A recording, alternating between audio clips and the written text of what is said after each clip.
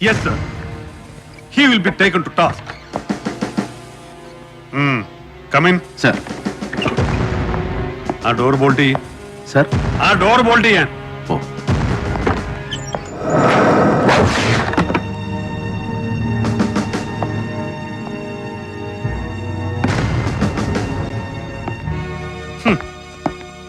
ഇപ്പൊ കഴിഞ്ഞത് 24ാമത്തെ കോൾ. ഇന്ന് നേരം വെളുത്തപ്പോ മുതൽ നിന്റെ അട്രോസിറ്റീസിന്റെ പേരിൽ ഇനി നാളെ എംപ്ലോയീസ് കോൺഗ്രസിന്റെ വക ഇവിടെയും അങ്ങ് സെക്രട്ടേറിയറ്റിന്റെ മുന്നിലും പ്രതിഷേധ യോഗം.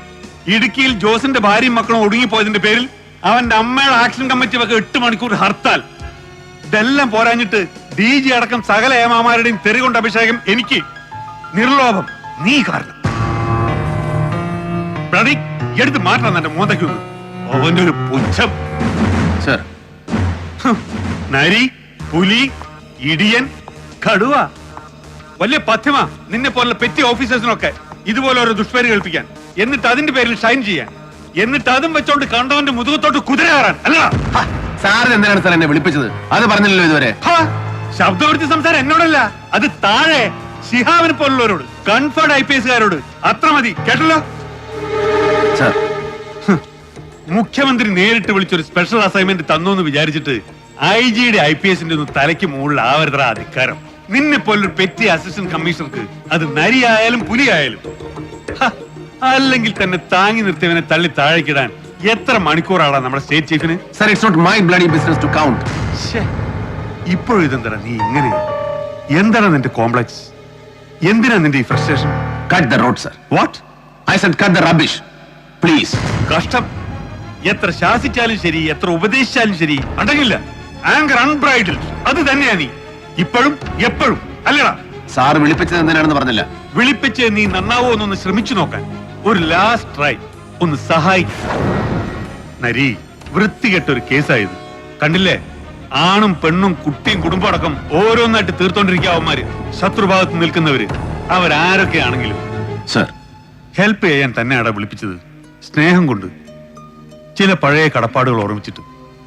ഏതെങ്കിലും ബെറ്റർ ഏജൻസിയെ കൊണ്ട് അന്വേഷിപ്പിക്കാൻ മുഖ്യമന്ത്രിയോട് നമുക്ക് റിക്വസ്റ്റ് ചെയ്യാം.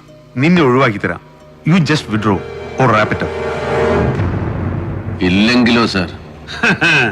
ഇല്ലെങ്കിൽ പിന്നെ ജലപാലിനെ നീ തല്ലിയ ഇൻസിഡന്റ്, ഫോറസ്റ്റുകാരുടെ സ്റ്റേറ്റ് വൈഡ് പ്രൊട്ടസ്റ്റ്, പിന്നെ നീ ചോദ്യം ചെയ്യാൻ വിളിപ്പിച്ച ജോസിന്റെ ഫാമിലി ചത്തുമലച്ച് കുപ്പക്കാട്ടിൽ കിടന്ന അടക്കം, നിന്റെ നൊട്ടോറിറ്റിക്ക് എല്ലാം ചേർത്ത് ഒരു സസ്പെൻഷൻ ഓർഡർ അടിച്ച് കയ്യിൽ വെച്ച് തരും. തൊപ്പി ഞാൻ ഊരി വെപ്പിക്കും. തൽക്കാലത്തേക്കായാലും അതിനപ്പുറത്തേക്കായാലും. എന്താണ്? I said prove your balls.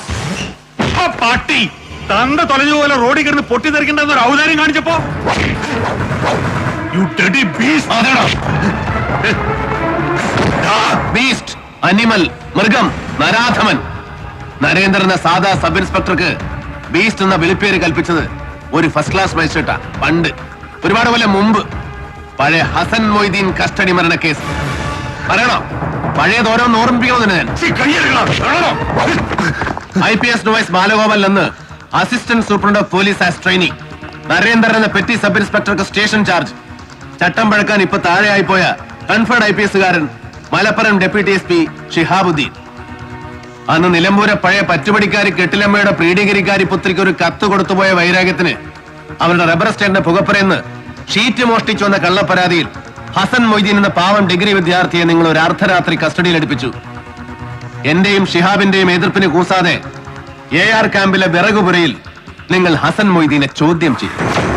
ഒരു രാത്രിയും ഒരു പകലും മുഴുവൻ പാവം 19 വയസ്സുകാരനെ ഇരുത്തിയും കിടത്തിയും ഉരുട്ടിയും കീഴ്മേൽ കൊളുത്തിയും ഗരുഡൻ പറത്തിയും ഭേദ്യം.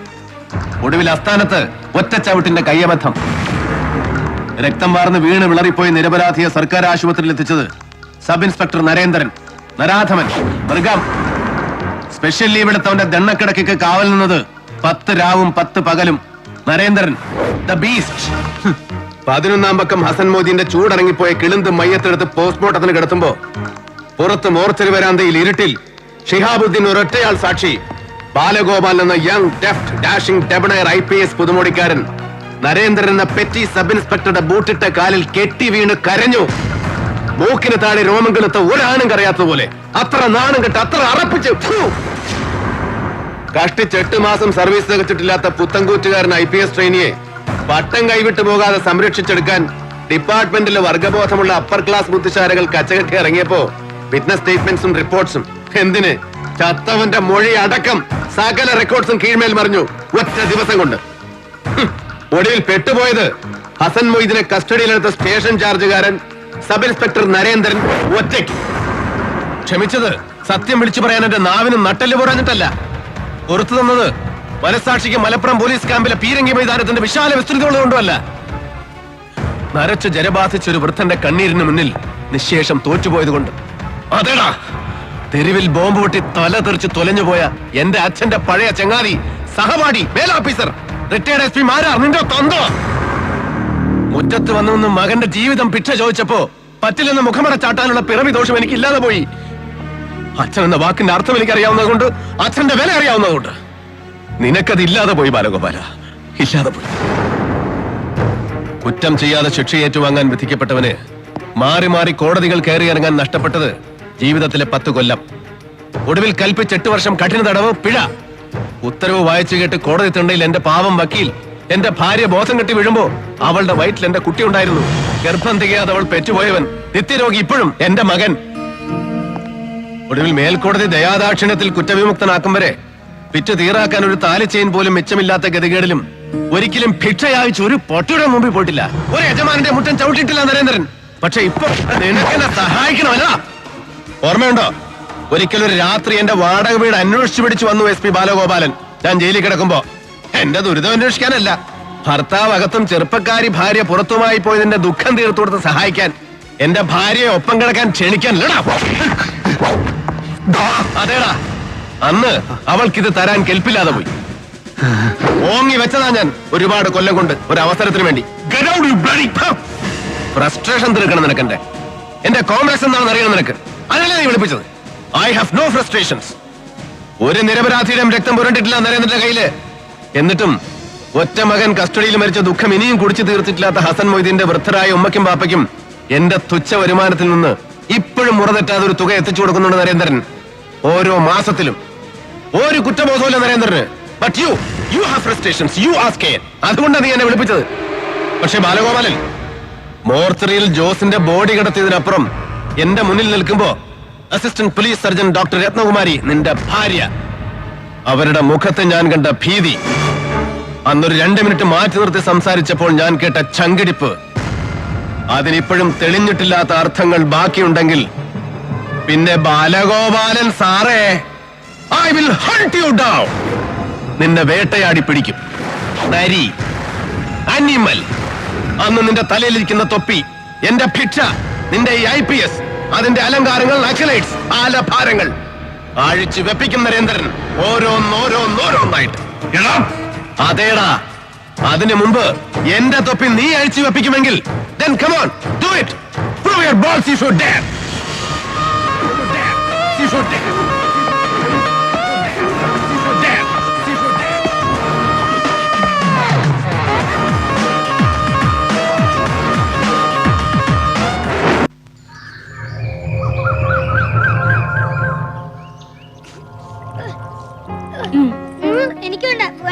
അമ്മയുടെ പൊന്നു അവയല്ലടാ, ചുക്കരയല്ലേ. ഒന്നും വിളിച്ചേ. എനിക്ക് അടി. അച്ഛന്റെ തനി സ്വഭാവം ചെക്കന് അങ്ങോട്ട് കുടിച്ചേ. അവന് പിന്നെ അവന്റെ തന്തയുടെ അല്ലാതെ ഏതവന്റെ സ്വഭാവം അടി നിനക്ക് വേണ്ടത്?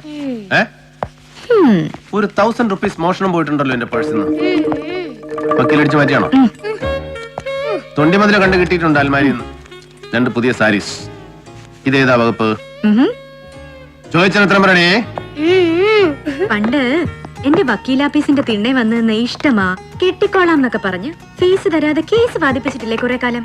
ആ വകുപ്പിൽ അങ്ങ് കൂട്ടിയാ മതി. അയ്യടാ, അന്ന് നാട്ടിൽ വേറെ വക്കീലന്മാരില്ലാത്ത പോലെ ഒരുത്തി ചുമ്മാ ബോർഡും വെച്ച് ആന്ന് വായം പിടിച്ചിരിക്കുന്നല്ലോ. രക്ഷപ്പെട്ടോട്ടെന്ന് കരുതി അച്ഛൻ സഹായിച്ചപ്പോ പിന്നെ ഓട്ടോ പോക്കറ്റും കൊണ്ട് നിന്റെ അച്ഛനങ്ങ് ചെന്നാ മതി വലിയ വക്കീലന്മാരുടെ അടുത്തോട്ട്.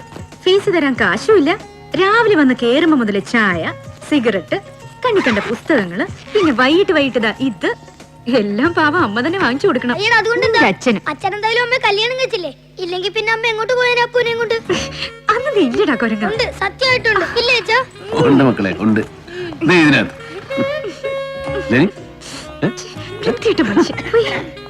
Good morning sir. Good morning. കുറുപ്പന്ത രാവിലെ തന്നെ അയ്യോ, ഇതേ എന്നാ അറിഞ്ഞോണ്ടാ ഇന്ന് ഓട്ടോ സമരമല്ലയോ? കുഞ്ഞിനെ ഇവിടെ ഉണ്ടായോ? ഞാനല്ല, പുത്രൻ നേരിട്ട് വിളിച്ച് ഏർപ്പാട് ചെയ്തതാ. എന്റെ വണ്ടിയിലോട്ട് ഇരുത്തിക്കോ, ഞാൻ വിട്ടേക്കാം. ആഹാ. ആ. കുഞ്ഞു വന്നാട്ടെ. അല്ല, നീ ഇതെങ്ങോട്ടാ? ഒന്ന് ചമഞ്ഞിട്ടുണ്ടല്ലോ. ഇന്നലെ മുതൽ പുറകെ നടന്ന് പറയുവാ ഞാൻ. അപ്പുന്റെ ക്ലാസ് ടെസ്റ്റിന്റെ റിപ്പോർട്ട് വാങ്ങണം, ഡോക്ടറെ കണ്ടിട്ട് അവന്റെ മെഡിക്കൽ സർട്ടിഫിക്കറ്റ് വാങ്ങണം എന്നൊക്കെ. ശരി, ഇന്നൊരു ദിവസത്തേക്ക് നിയമം തിരിച്ചേക്കാം. നീ കൂടെ കയറിക്കോ, ഞാൻ ഡ്രോപ്പ് ചെയ്യാം. വാ.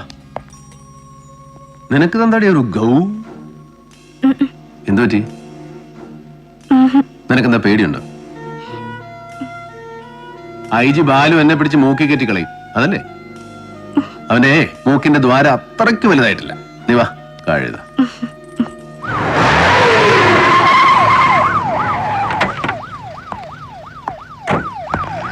Sir good morning. Good morning. Sir കാണാൻ പറഞ്ഞു. ആര്? Sir I G Balagopala sir. ആ കണ്ടോളാം. അല്ല സർ, ഇപ്പൊ തന്നെ. മാറിക്കണോ? സർ നിനക്ക് വേണ്ടെങ്കിൽ വേണ്ട, ഞാൻ ഓർമ്മ ഒഴിക്കാൻ പോവാ. അയ്യോ, ഞാൻ വന്നോളാം. വന്ന് കേറിയിട്ടേ ഉള്ളൂ. ഓക്കെ. ഐ ജി ബാലു ചെന്ന് കാണാൻ. സർ, സാർ പെട്ടി. ഓ, എന്റെ മണ്ടയിലോട്ട് വെച്ചു. അയ്യോ സാർ. ഇവിടെ വെച്ചിട്ട് പോടോ. Good morning sir. ആ ഗുഡ് മോർണിംഗ്. ഇതെന്തുവാടാ, ബാറോ? രാവിലെ കേറി വന്ന് കമത്താൻ. അത് പിന്നെ ആ. ഇദ്ദേഹം വൈകുന്നു കണ്ടപ്പോ ഞങ്ങളൊരു രസത്തിന്. ഞങ്ങളല്ല സാർ. അതിങ്ങ് കൊണ്ടുവാ. ഏ? ഇങ്ങ് കൊണ്ടുവാടാ. അയ്യോ, അപ്പൊ ഞാൻ. നീ വേണേ വേറെ വഴി.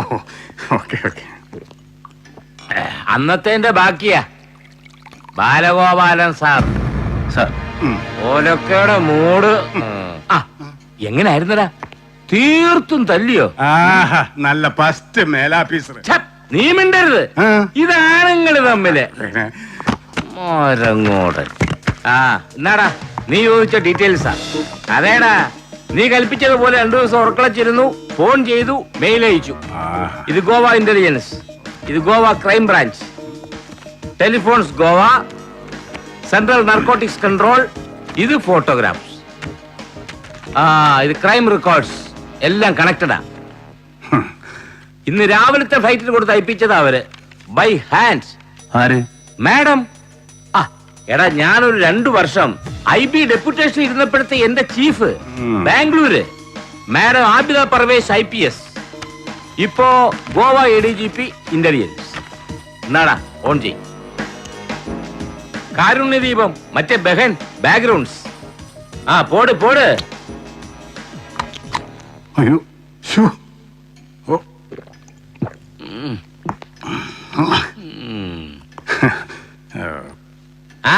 നിനക്ക് പോണം. 12 മണിക്ക് ക്ലബിലെത്തണം. റമ്മി ടൂർണമെന്റ്, നീ ഉദ്ഘാടനം, അതല്ലേ? അതെ സർ. പോ പോ പോ. Thank you sir. ആജാ ആജാ.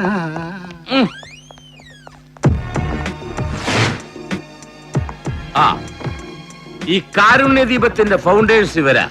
സ്വാമി ഹർഷാനന്ദ എസ്കോപ്പ്. പിന്നെയാ സ്വാമിയായത്, ആള് സമാധിയായി പോയി.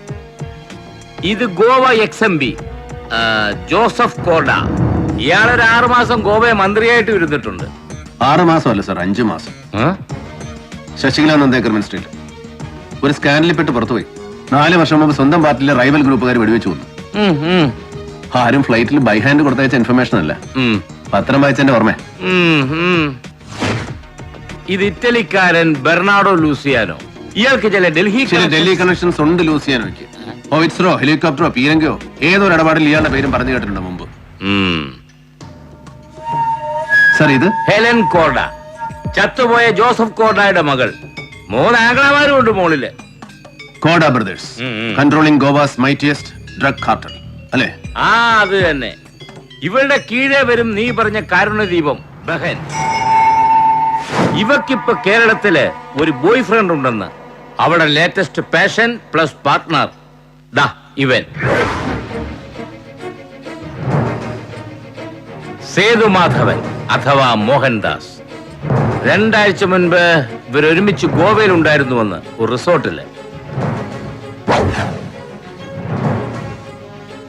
എന്താടാ, നീ അറിയോ ഇവനെ? സേതു മോഹൻദാസിനെ കേട്ടിട്ടുണ്ടോ? No sir, but thanks. IPS conferred ആണെന്നേ ഉള്ളൂ. ബുദ്ധി ഡയറക്റ്റാ പഠിച്ചോ നേരിട്ട് തന്നത്. പോടാ പോടാ.